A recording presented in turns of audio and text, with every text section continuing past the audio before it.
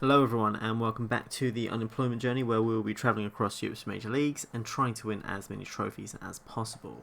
Now, we went into the European playoff places and we went out 2-1 to RZ. We won the first game 1-0, Klingen getting the first goal, and he got injured I think the day after and he was out for the second leg, which was a big miss. Roma came in for him, but he was injured in the game as well, but they absolutely dominated us in that second game. And they went through 2-1 in aggregate. So that means no European football of any kind next year.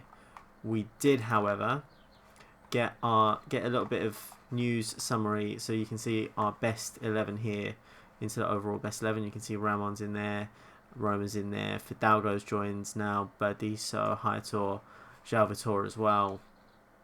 End of season awards: Fans Player of the Year, Fidalgo with 34%, just beating out Hightor with 28%. And you'll like to see those two new signings there getting that recognition, and the team of the season there. You can see pretty much the same consistent 11 that we were playing throughout the whole year. Goal of the season was Bruno Costa against Utrecht, and we'll just take a quick look at that now. And I can't actually remember this one, but I'm not sure if it was actually on camera, and you can see that he's picked it up. He's come inside and smashed that into the corner there. Signing of the season was Alvaro Fidalgo on a free transfer, young player of the year as well, even though he's 24, which I wouldn't really class as young anymore. I would have probably given that to Hightor, given the fact that he is 20 years old, and you can see that his value shot up to 1.6 million too. As a season review, we expected to finish in the top four, and we did just that. Match of the season was that 5-2 turnaround victory that we had just before the winter break, and moment to forget where our poor form was really at its worst, that 3-0 defeat to Vitesse. And there's a little summary of what we achieved this year, and you can see even though we did grow in the season, it wasn't enough. We had a horrible portion here where we just dropped far down.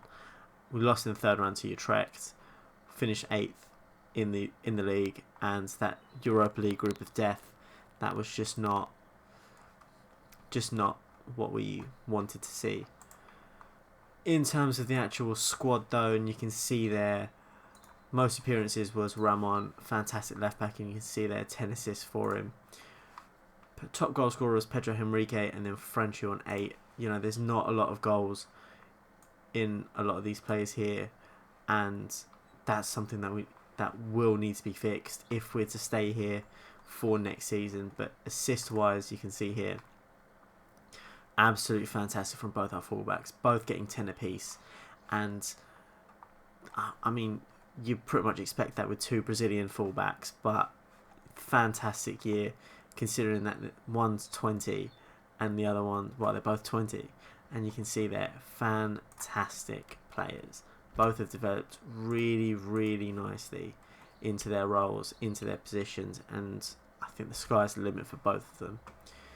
Pepin Klingen had a real breakthrough season. You can see there with his progress, really grown in his stats. When he's only 17, he was attracting interest from Ajax, and we rejected a £3 or £4 million bid for him in January and in pre-season before. PSG started to sniff around before his injury, and if we are to move on, I will want to bring him with me, along with a couple of other players from this team. Maybe Ramon, bringing him on loan. Rainier, of course, who didn't really have the best season overall. I mean, 6.94 is not bad, and you'll see the overall players, out of the regular players that played, Rosa played 18 games, played really well in those.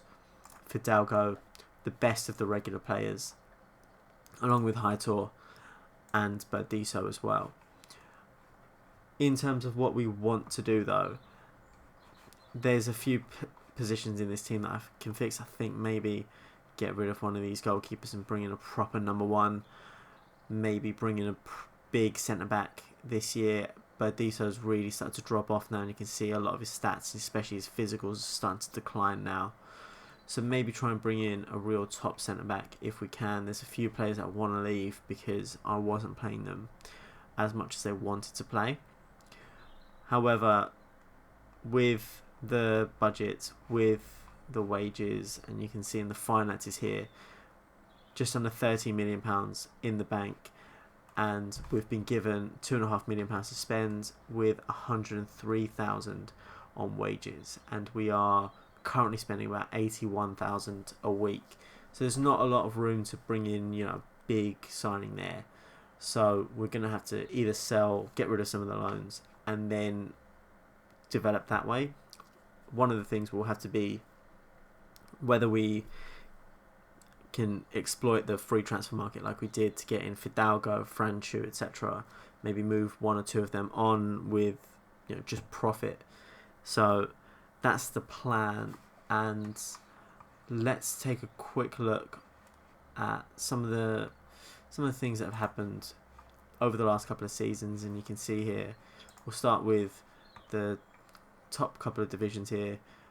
What's going around? Portugal, Benfica clearly the best team, winning the league back to back here as well. Porto in the Champions League, Pacos de Ferreira overachieving there. Then you've got France with PSG winning the league every single year. I mean, no one's catching them. There's a lot more money in France than there is saying the Netherlands or even Portugal, which would be an interesting place to go. But obviously, some of these teams like Marseille, if a job becomes available there, finishing 8th, that'd be a really interesting move. And you can see that Thierry Henry's the manager there, and whether he's new or not is something that remains to be seen. Maybe try and get a team like Saint Etienne a bit forward, who knows. In the Bundesliga, obviously it's going to be Bayern Munich winning the league, which they've done for the last 2 years, along with some big European teams in there. Borussia Mönchengladbach, they should probably be in the Champions League or even the Europa League at the very minimum. So there are teams where we could potentially move to, maybe say like a Fiorentina, trying to get back into these spots here.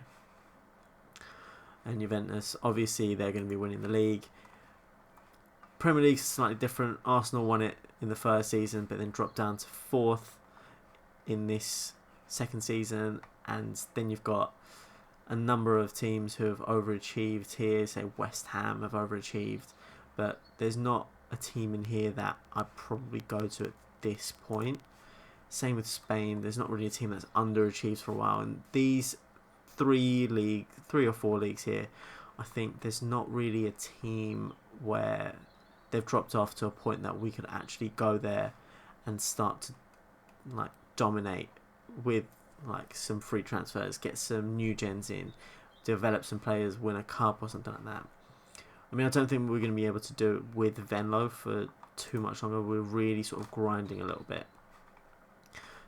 The board are C+ with me at the moment. The squad like me, and they're happy with a lot of these objectives that they've given me. But we'll see what is going on over the summer, and we'll see what happens going into season 3.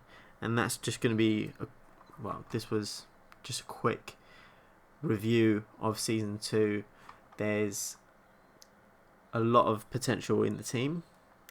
There's a lot of potential to take from the team if we go somewhere else. And with Dutch football not really having a lot of money, and you can see the bank balance in there as well. A £2-3 million bid for some of these players will be enough to prize them away. So if we do move away, that's definitely one thing to look at. But this was just a quick little update video on kind of summarising this whole season as a whole and what to do going forward. Leave a nice little comment down in the comment section below, just to see what we should do. Should we stay? What league would you like to see me move to? Or even one of the teams that you've seen in those league positions that I showed you earlier. So it'll be really interesting to see what happens there. But that's going to be it for this video. Thank you so much for watching. Please do leave a like if you enjoyed it, and subscribe for future episodes, and make sure you click that notification bell as well so you don't miss one. And I'll see you next episode. Thank you.